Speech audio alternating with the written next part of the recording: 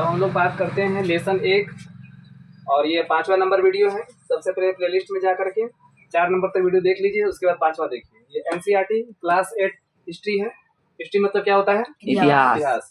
और यह old book से बनाया गया है, ठीक है। ओल्ड इज क्या होता है? गोल्ड। अब हम लोग बात करेंगे औपनिवेशिक क्या होता है, ठीक है। ये पेज नंबर 4 से लिया गया है। तो पेज नंबर 4 में हम लोग कुछ देखते हैं। जैसे इसमें बताया गया है कि इस किताब में आज पढ़ेंगे कि किस तरह अंग्रेजों ने हमारे देश को जीता और स्थानीय नवाबों और राजाओं को दबाकर अपना शासन स्थापित किया, ठीक है। यहाँ पर इस किताब में देखना ये है कि किस प्रकार से अंग्रेजों ने जो है यहाँ के स्थानीय लोग और यहाँ के जो राजा थे, जो नवाब थे, ठीक है। नवाब जो मुस्लिम लोग होते हैं, राजा बनते हैं, उनको नवाब बोलते हैं। जैसे बंगाल के नवाब थे, ठीक है। इसके बाद राजा तो सब बन सकता है। तो ये इन लोगों को क्या किया गया, इनको दबा करके क्या किया गया, शासन किया गया। क्योंकि जब अंग्रेज आए तो उसके पहले भारत किसका गुलाम था? मुस्लिम का गुलाम था, ठीक है। और जब अंग्रेज आए तो ये हिंदू और मुस्लिम सबको क्या किए, गुलाम बना के रखे, उनके हिसाब से चलता था, ठीक है। आगे कह रहा है, आप देखेंगे कि किस तरह उन्होंने अर्थव्यवस्था व समाज पर नियंत्रण स्थापित किया, ठीक है।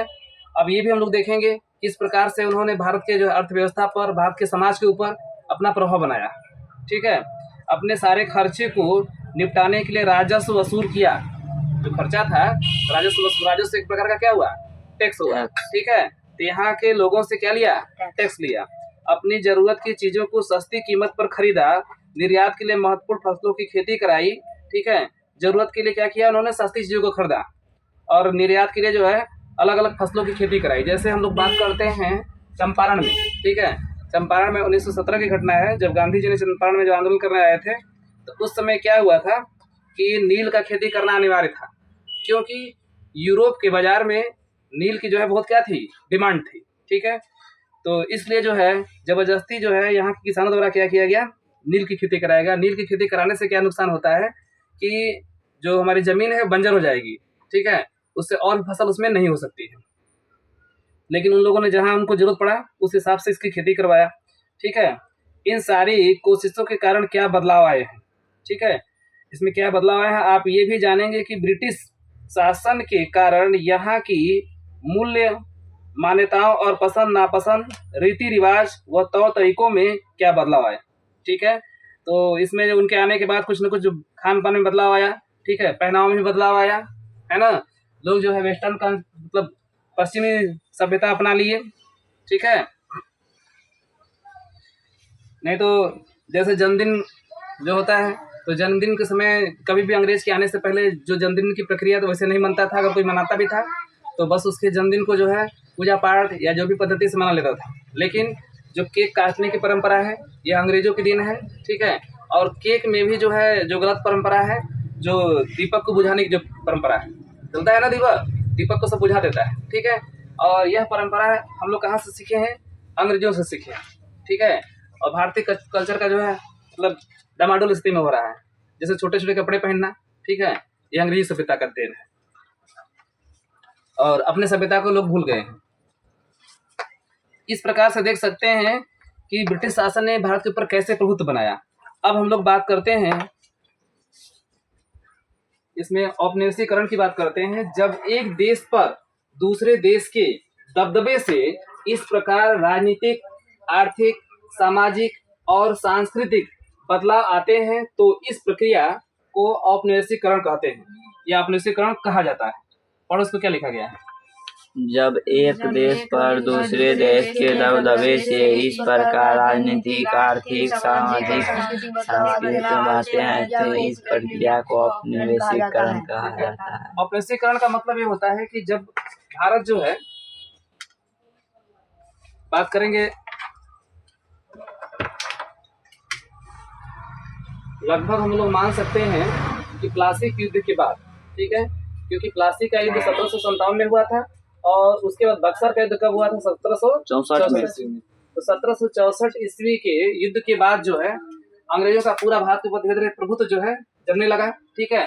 और जो प्रभुत्व जमना भी क्या है, औपनिवेशीकरण। अगर शॉर्ट में बोलेंगे कि अंग्रेजों का भारत के ऊपर अपना प्रभुत्व स्थापित करना ही क्या है, औपनिवेशीकरण, ठीक है। लेकिन एनसीईआरटी क्या बोलता है इसका ध्यान देंगे, जब एक देश दूसरे देश के ऊपर दबदबे से, ठीक है, कैसे दबदबे से, किस प्रकार का दबदबा रहेगा, राजनीतिक रूप से, ठीक है, जो राजनीतिक रूप से मतलब समझ रहे हो, जो पार्टियां बनाना, चुनाव कराना, ये सब जो था उनके दबदबे में था, तो राजनीतिक रूप से। इसके बाद आर्थिक रूप से, है ना, जो हमारी अर्थव्यवस्था थी उसमें व्यापार वाणिज्य में जो है एंट्री करना, ठीक है, ये सब जितना किए, तो आर्थिक रूप से पूरा व्यापार पर क्या कर लिया अंग्रेजों ने, कब्जा कर लिया, क्योंकि अंग्रेज भारत को जो है कभी शासन करने नहीं आए थे, ठीक है, वो बस क्या करने आए थे, व्यापार करने आए थे, लेकिन यहाँ के राजा के हलवाइयों को समझे और वहां पर क्या बन गए, शासक बन गए, ठीक है। तो आर्थिक रूप से इनका आर्थिक वर्चस्व हो गया। सामाजिक रूप से, ठीक है, सामाजिक रूप से अंग्रेज जब भारत में आए तो धर्म परिवर्तन किए, ठीक है, बहुत लोगों का धर्म परिवर्तन ईसाई बना दिए, ठीक है, और सांस्कृतिक बदलाव आया, जैसे मैंने बोला कि जो कपड़े पहनते हैं, ठीक है, बहुत से कपड़े ऐसे हैं जो कि अंग्रेजों के कारण जो है लोग जो है अंग्रेजी सभ्यता को अपना लिए, ठीक है, वही जो है आज अंग्रेज जो है भारतीय सभ्यता को अपना रहे हैं, उल्टा हो रहा है, ठीक है। जैसे जो फैशन की दुनिया में जो कपड़े लोग पहन रहे हैं उसका जो है यही कारण है कि ये सांस्कृतिक बदलाव आया, ठीक है, हमने उनके संस्कृति को क्या किया है, एडॉप्ट कर लिया है, बहुत सी चीजें अंग्रेजों से ग्रहण कर लिए, ठीक है।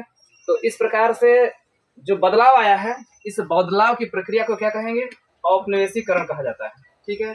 हम किस तरह जानते हैं, तो भारतीय इतिहास 250 साल का इतिहास लिखने के लिए इतिहासकार को कौन से स्रोत का इस्तेमाल करते हैं, ठीक है। अभी एनसीईआरटी प्रश्न किया है, अब इसके विषय में आगे बताएगा, लेकिन मैं बता दे रहा हूँ, कह रहा है कि जो भारतीय इतिहास का 250 साल का जानकारी कहाँ से मिलेगा, इसके आगे प्रश्न बताया जाएगा। इसकी जानकारी हमको अभिलेखागार से मिलेगी, किससे मिलेगी, अभिलेखागार से।